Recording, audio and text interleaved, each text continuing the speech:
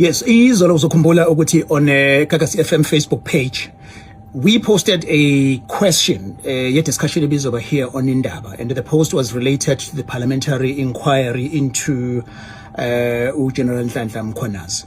Now, the content of the post did not align with our internal editorial and even compliance guidelines because bekune error ebinganikeza umuzwa wokuthi nathi already sisine viewpoint esesithathile on this matter. So but we appreciate ukuthi abalaleli bethu even on the socials basinikezele feedback, bas alerta on ukuthi lento ine reputational harm ebingenziwa yileyo post.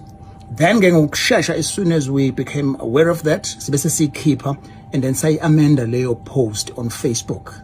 Then the one egcine sesifaka is the one that communicated our intended question on a discussion yayizolo on Indaba. But we'd like to guarantee ukuthi leya post yokuqala lebesikade siyifakile does not represent our views at Gagasi FM.